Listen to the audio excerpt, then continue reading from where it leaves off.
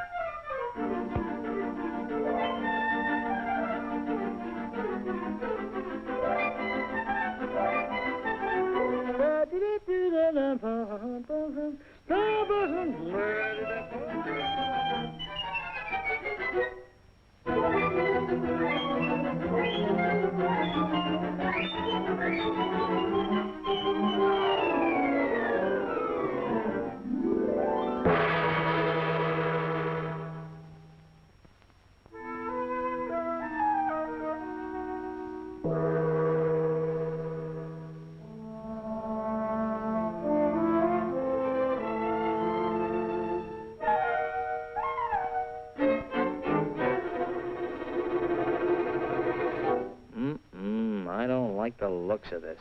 Why not? It's going to be wonderful. Nah, it'll never work. You can't get along with those people. They're too different. We'll get along. We've got to. The future of civilization depends on brotherhood.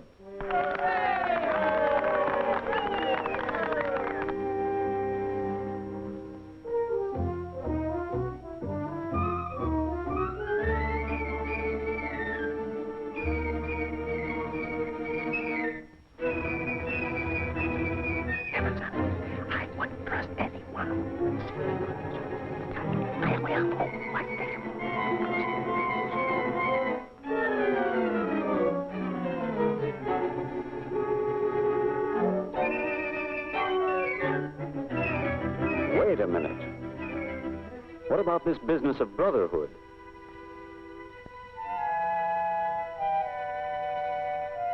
But we're all different. Are you? Let's take a look at the facts, right from the start. The first people on Earth knew only a very small section of it.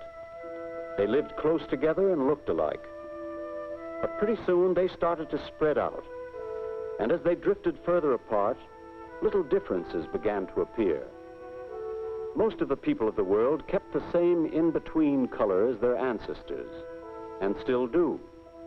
But three groups on the very edges of the world population developed distinct differences in color.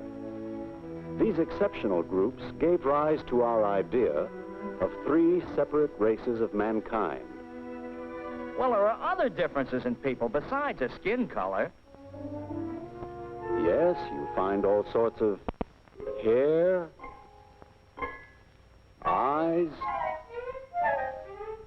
nose shapes, and sizes. But you find these same differences within each group. It's only color and a few other frills that distinguish our three races: the Caucasian, the Negroid, and the Mongoloid. For example, there is no difference in physical strength.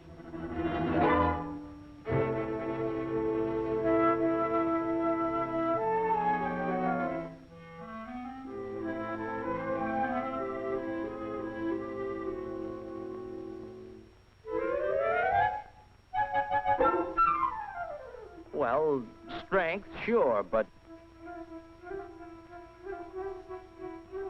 what about brains? There are some variations. For instance, there's a difference of about 50 cubic centimeters in the size of the brain of the average American Negro and the brain of the average American white, both of which are smaller than the brain of the average Eskimo. And the largest brain on record was that of an imbecile. So it isn't the size of a brain that counts, it's what it can do. And their tests have shown that our 3 average men are equal. If you take their skins off, there's no way to tell them apart. The heart, liver, lungs, blood, everything's the same. Everything's the same. Heart, liver, lungs, blood.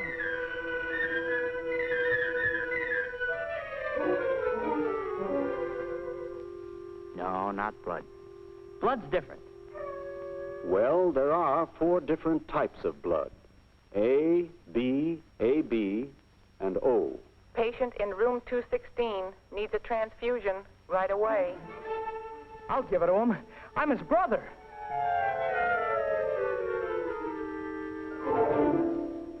Stanley! He's dead! Yes, but he wouldn't be if we'd been more scientific about it. Brother or no brother, what he needs is type A. And the right blood donor for him could belong to any race, since the 4 blood types appear in all races.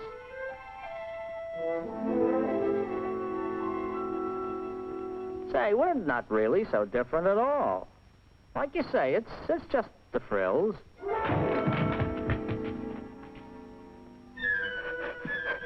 Only, wait a minute. I got a question.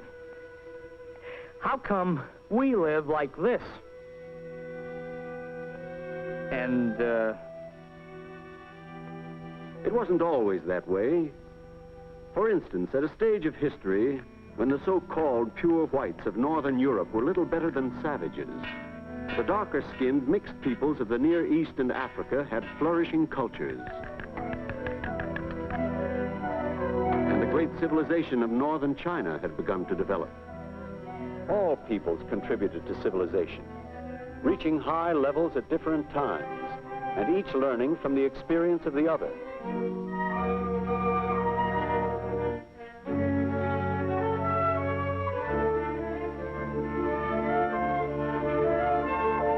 But there were certain basic ideas which were common to all branches of the human race.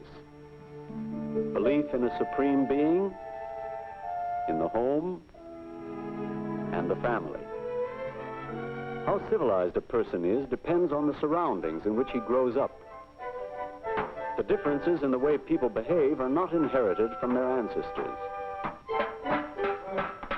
They come from something called cultural experience or environment. Suppose you could somehow switch 2 newborn infants from entirely different backgrounds. They would not inherit their real parents' cultural experience or ideas or mechanical aptitudes. Those are things you acquire. got a match, Bud? 我今日冇拎火柴。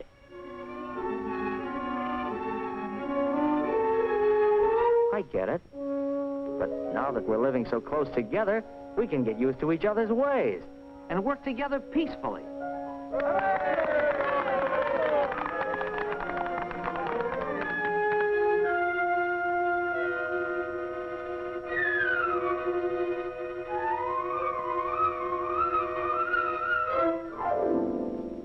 All we need is a little real understanding and what I said before, brotherhood.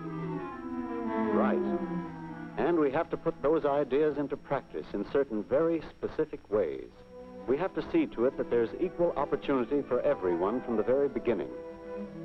An equal start in life. Equal chance for health and medical care. And a good education. An equal chance for a job. Then we can all go forward together.